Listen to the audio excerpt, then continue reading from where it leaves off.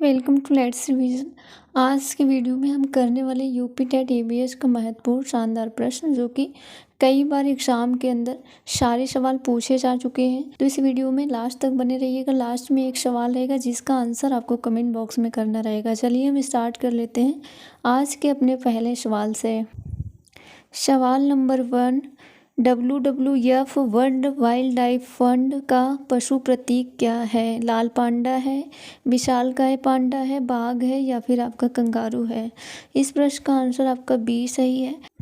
थोड़ा सा इस प्रश्न के बारे में डिटेल में समझेंगे। इसकी स्थापना पूछी जाएगी 1961, ध्यान रखना है। मुख्यालय स्विट्जरलैंड के ग्लैंड में। और विश्व वन्य जीव कोष यानी WWF का प्रतीक चिन्ह क्या है? विशालकाय पांडा है। अब इस पूरे पॉइंट में आपको 2 पॉइंट ध्यान रखना है। एक तो इसकी स्थापना डेट 1961 और इसका मुख्यालय स्विट्जरलैंड के ग्लैंड में। और विश्व वन्य जीव कोष यानी WWF का प्रतीक चिन्ह अगर पूछा जाए एग्जाम के अंदर तो आपको पांडा ध्यान रखना है, विशालकाय पांडा। नेक्स्ट सेकेंड नंबर सवाल, ओजोन परत वायुमंडल के किस परत में स्थित है? मध्य मंडल, समताप मंडल, क्षोभ मंडल या फिर आयन मंडल? ओजोन परत वायुमंडल की किस परत में स्थित है? तो समताप मंडल। ध्यान रखिएगा। इस प्रश्न का आंसर क्या हो जाएगा?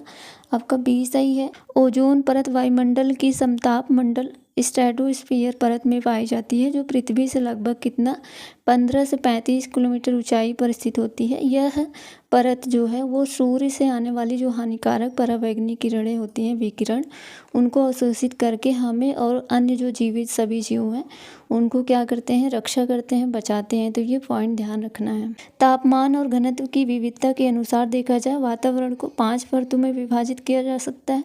क्षोभ मंडल, समताप मंडल, मध्य मंडल, आयन मंडल और बहिर्मंडल। समताप मंडल यह क्षोभ मंडल के ऊपर पाई जाने वाली वायुमंडल की दूसरी परत है और क्षोभ मंडल इसे पृथ्वी के वायुमंडल के सबसे निचली परत माना जाता है। बहिर्मंडल यह जो है वायुमंडल की सबसे बाहरी परत माना जाता है। तो ये चीज़ ध्यान रखना है। थोड़ा सा डेप्थ में ये चीज़ें थी।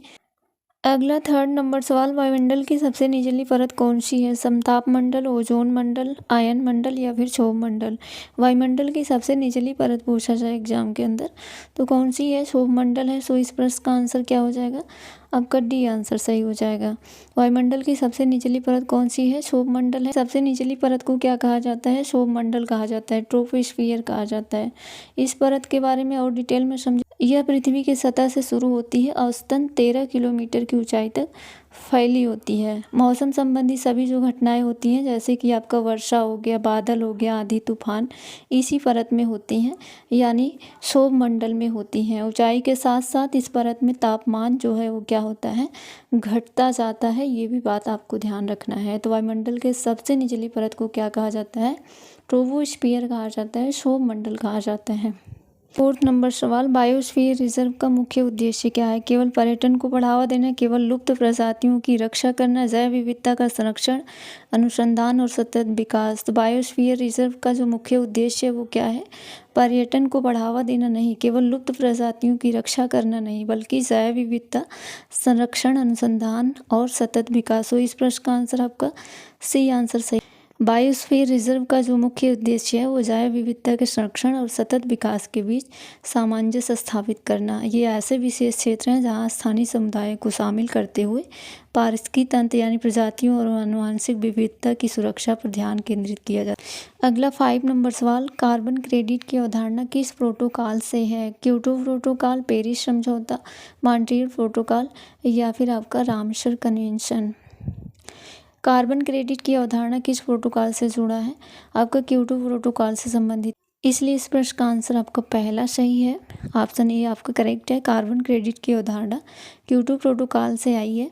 ये जो है आपको डेट याद रखना है 1997। इस प्रोटोकॉल का उद्देश्य था ग्लोबल वार्मिंग से निपटने के लिए देशों के ग्रीन हाउस गैस उत्सर्जन को कम करना। तो ये काफ़ी इंपॉर्टेंट है। विस्तार में देखेंगे क्योटो प्रोटोकॉल के बारे में।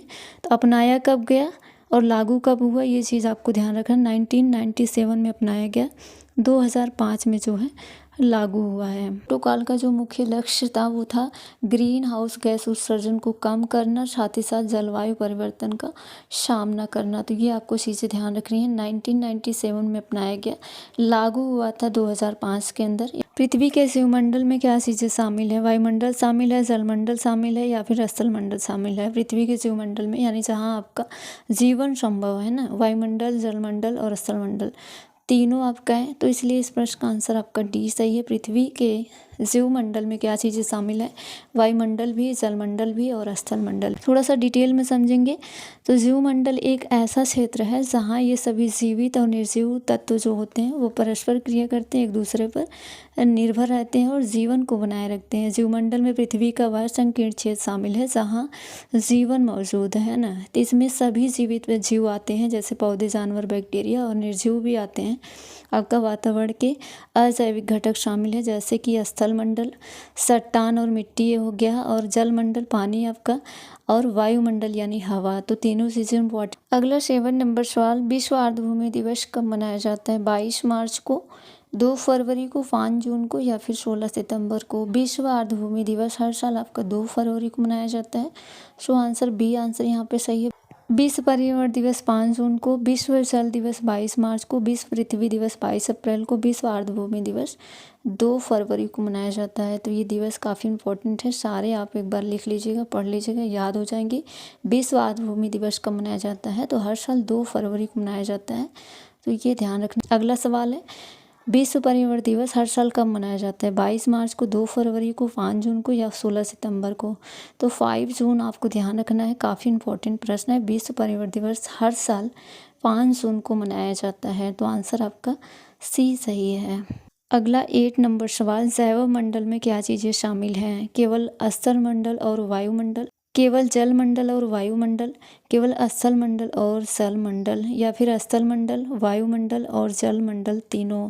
तो जैव मंडल में क्या चीज़ें शामिल है? अभी अभी हमने बताया तीनों शामिल हैं, सो आंसर डी सही है। स्थलमंडल, वायुमंडल और जलमंडल तीनों शामिल हैं। स्थलमंडल, वायुमंडल, जलमंडल जीवमंडल के 3 घटक हैं।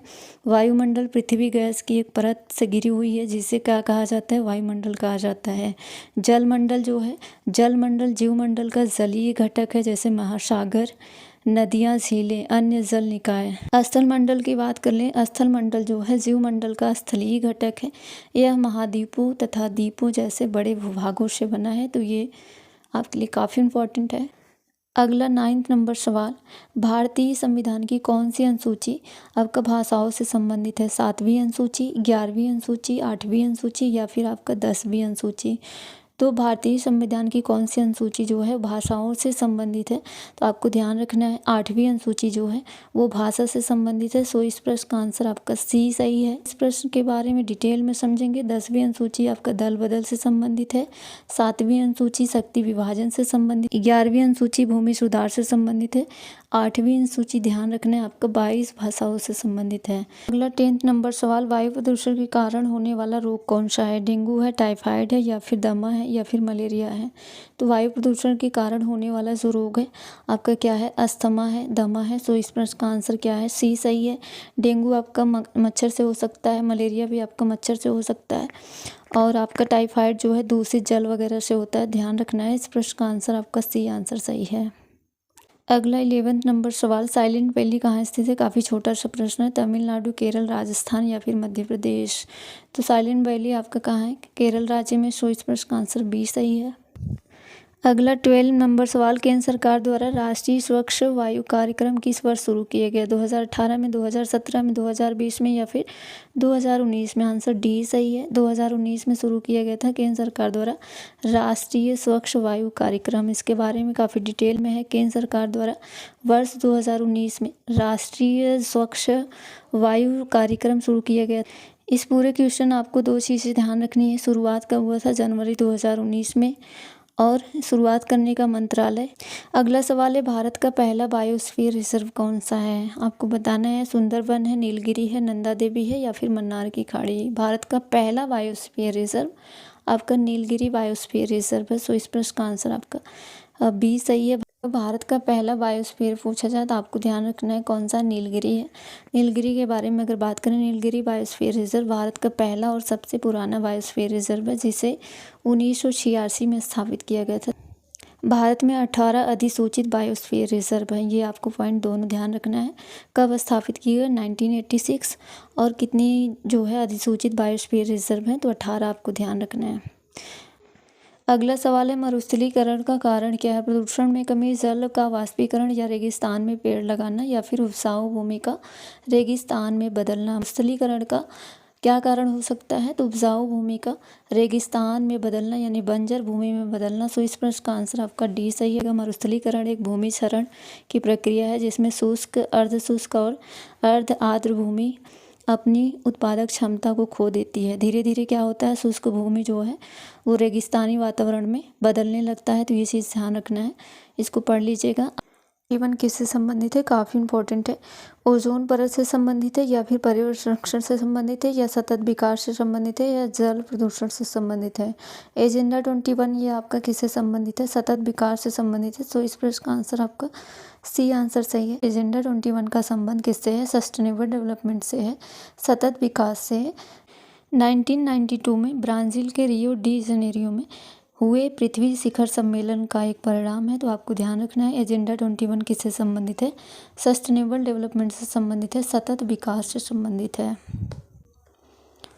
और क्या है? वायुमंडल में गैसों के कारण पृथ्वी का तापमान बढ़ना, या फिर पृथ्वी पर पेड़ लगाना, या फिर ओजोन परत का पतला होना, या फिर इनमें से कोई नहीं है। तो ग्रीन हाउस प्रभाव का क्या कारण है? वायुमंडल में गैसों के कारण पृथ्वी का तापमान बढ़ना। सो इस प्रश्न का आंसर पहला ही सही है, ये काफ़ी डिटेल में है। हरित गृह प्रभाव, इसे ही ग्रीन हाउस इफेक्ट बोला जाता है। तो एक प्राकृतिक प्रक्रिया है जिसमें पृथ्वी के वायुमंडल में मौजूद जो ग्रीन हाउस गैसें हैं वो सूर्य की ऊष्मा को रोककर ग्रह को क्या करते हैं?